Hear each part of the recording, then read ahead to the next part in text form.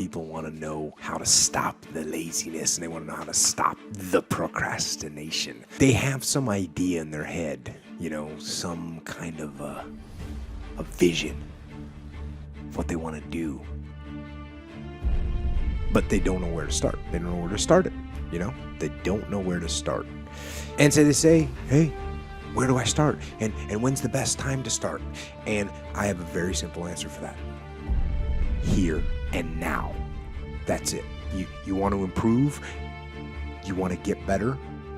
You want to get on a workout program or a clean diet? You want to start a business? You want to write a book or make a movie or build a house or a computer or put together some mobile application? Where do you start? You start right here. And when do you start? You start right now. You initiate the action aggressively. You go. Because the idea isn't going to execute itself. And the book isn't going to write itself. And the weights out in the gym, they're not going to move themselves. You have to do it, and you have to do it now. And that means you got to stop thinking about it and stop dreaming about it and stop researching every aspect of it and reading all about it and debating the pros and cons of it. Just start doing it. Take that first step and make it happen. Get after it, and get after it here and now. Start before you're ready. If you wait until you feel ready to do anything meaningful, you're going to be waiting for the rest of your life. Among the people who are the most successful, the happiest, the people who are actually contributing the most, they all have one thing in common, and it's this. They all start before they're ready. You see, I think you've misidentified the enemy here, because the enemy, it's not making mistakes. It's not changing your mind, and the enemy is not your fear. The only enemy that you need to defeat, my friend, is not getting started. This is what most of us just fail to realize. Action is the antidote to fear. Action creates progress and momentum. And action, consistent action, is all you ever need to make anything happen in your life. You're never, ever, ever, ever going to feel like doing the things you need to do in order to have what you want. You're always going to need to push yourself. You're always going to need to parent yourself. So what is the net advice on this? What is the bottom line? The bottom line is no one's coming. No one. No one's coming to push you. No one's coming to tell you to turn the TV off. No one's coming to tell you to get out the door and exercise. Nobody's coming to tell you to apply for that job that you've always dreamt about. Nobody's coming to write the business plan for you. It's up to you. And because you're only ever going to do the things that you feel like doing right now or that feel good right now, unless you understand that you've got to parent yourself, you got to push yourself, you're not going to make your dreams come true. You're just not. We're not wired that way. You weren't born that way, you weren't that way when you were growing up, and you're certainly not that way as an adult. And there's a tremendous amount of liberation that comes when you accept the fact that you're always going to need to give yourself a push. Purpose and reason and cause are extremely important. This is the why of your actions. This is knowing why you're doing what you're doing. This is the commander's intent. And so you absolutely these are important. If you don't know why you're doing something, well then let me ask you a question. Why are you doing something? It's very clear, it's very simple to understand. So you got to know if you don't know why you're doing something, then what are you going to do when you hit an obstacle? You're going to stop. What adaptations are you going to make when things go wrong to overcome them? You're not going to make any because you don't know why you're doing it. So if you have no reason for doing something, you're not going to do it. So you got to have a long-term goal. We got to understand the underlying purpose of what you're doing. You know who you have control over? You don't have control over your 9-year-old kid. You might think you do, but you don't. You don't have control over your wife to just make her, get in the game. Oh, you want to stay on the program. You want to cook whatever. 14 chicken breasts on a Sunday night, so you got 2 a day during the week. Honey, make it happen. If you are a good leader and you explain what your goals are and you get her on board with the program, then yeah, guess what she's doing on Sunday night? Helping you cook some chicken breast for the week. But this is just like anything else, man. This is just like any other leadership situation. You want to blame the team when something's going wrong? That's not going to get you a solution. You need to take ownership of the problem.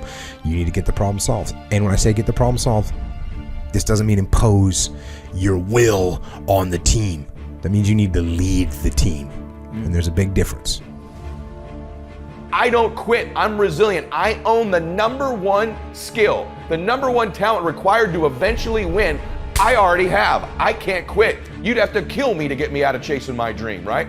So number one, I want to point it out as the number one gift. The best ability is availability. Do you have it? Have you decided to have it? Is it something you're going to possess the rest of your life? And those of you that do have it already, I need you to take an inventory, be aware of it, and be intentional with crediting yourself as you're listening to this or watching it today into the bank of your self-confidence, into the bank, into the deposits you make in your identity, because it has everything to do with winning. Every guest you've seen on my show, all the people that I've coached, all have different talents, skills, and abilities. What's the one they all have? The ability to stay present, the ability to stay in the fight, to have not quit.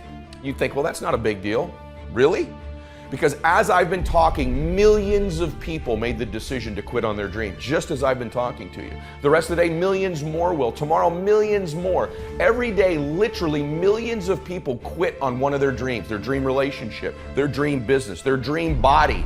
So quitting has become the number one habit in the world by people that end up losing. And I'm telling you, it happens every day, every second, everywhere. Just the fact that while I've been speaking, you're still after your dream, you're ahead of them. You don't give yourself enough credit, because eventually what I found, it looks like winning's this huge competition. But every day, every week, every year, every decade as time goes by, you're gonna find that you're competing with a smaller and smaller and smaller group of people for your dream, because so many of them will just quit.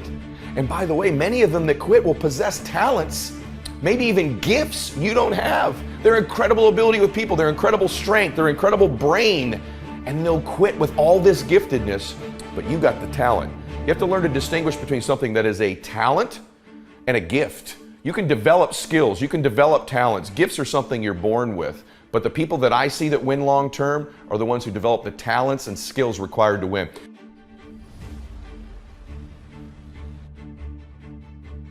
You know what I had? I had the ability to keep hitting the piñata in my life, to stick around long enough. And by the way, when you eventually win, it's not just you that gets all the candy, that gets all the victory, that gets all the money.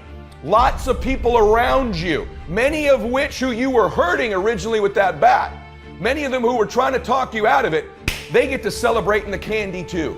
My prayer for you is that you begin to think about this analogy.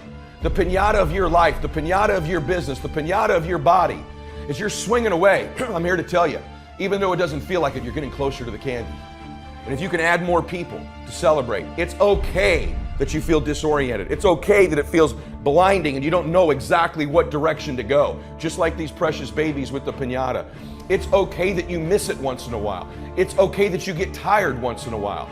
But as long as you keep after it and you keep pounding away, that compound effort of your pounding, I can promise you there's candy someday. And everybody around you will jump on it and celebrate. That's my wish for you today as you listen to me. Of all the skills I'm going to teach you, that I've taught you, and if you've not listened to my other shows, I teach you about listening, transfer energy, how to close, how to change your identity, how to live blissfully dissatisfied, how to unlock your success code, all of the very detailed things I teach. Today is the most important thing, is that as you learn all these skills, it'll help you with the blindness. Every single skill you learn, you'll see clearer and clearer and clearer.